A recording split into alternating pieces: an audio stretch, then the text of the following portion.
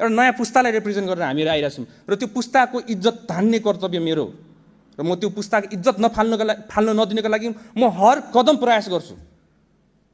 तपाईँहरूको नि इज्जत नफाल्नको लागि विदेशमा गएर म तपाईँहरूको इज्जत पनि धान्नलाई म हर कदम प्रयास गर्छु। चाहे तपाईँ काङ्ग्रेस होस्, चाहे तपाईँ एमाले होस्, तपाईँ माओवादी होस्, हामीलाई त्यस्तो सरकार छन्। तपाईँ एउटा नेपाली हो मेरो लागि, तपाईँ मेरो दाजु हो, मेरो भाइ हो, सारा संसारमा सारा ठाउँमा मैले भनिसकेको छु यो कुरा। त्यही भएर कतिपय प्रश्नहरू गर्दाखेरि हेलिकप्टरको विषय उठाउनु भयो। समय महोदय मलाई अलिकति समय दिनु होला है, धेरै कुरा मलाई भन्नु मन लागिरहेछ आज। यो हेलीको विषयमा अब धेरैजना मानिसहरूले उठाउनु भयो हेली। हाम्रो त्यो हेली पानीमा खोलामा गाडी छिरो हेली किन गएन? We need to work smart. हामी यो जेनेरेसनको मान्छे, हामीसँग ड्रोन छ र हेली तपाईँ आफै, म तपाईँलाई प्र्याक्टिकली आज म भन्छु, त्यो ठाउँमा हेली त्यत्रो माथि उड्दाखेरि मुनिको बगिरहेको देखिन्थ्यो होला।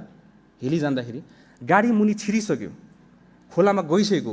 म फर्स्टमा अपडेट डिजास्टरको बारेमा म 10 years एक्सपिरियन्स छ, मैले बुझ्छु के भयो भने तुरन्त आत्तेर फोन गर्छु म। त्यतिखेर बुझ्दै गर्दाखेरि पानीभित्र छिरिसकेको अवस्था थियो र एकजना व्यक्ति त्यहाँ अड्किराख्नु भएको अवस्था, उहाँ पनि लास्ट कन्डिसनमा थियो।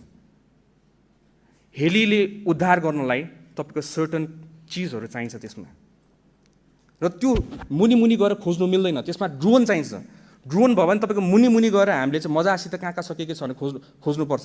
सशस्त्र प्रहरी बलको हाम्रो यहाँ के भन्छ कुरिङटारको होल टोली जानुभएको छ त्यहाँ, र त्यहाँ हेली चाहियो। हेली आएर उद्धार हुने होइन, स्मार्ट वेमा गर्नुपर्छ हामीले हेलीको यो। किन त्यो पैसा त हेलीको पैसा त तपाईँको पनि हो।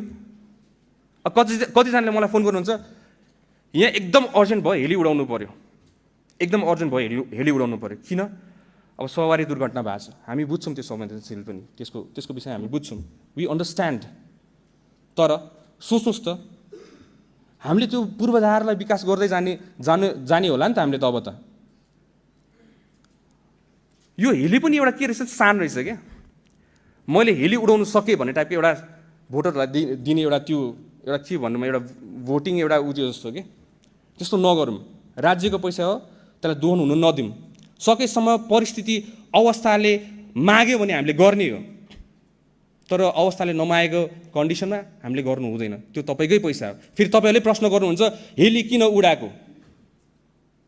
त्यही भएर त्यसलाई पनि सबै मानिसज्यूहरूलाई म हार्दिक अनुरोध गर्न चाहन्छु।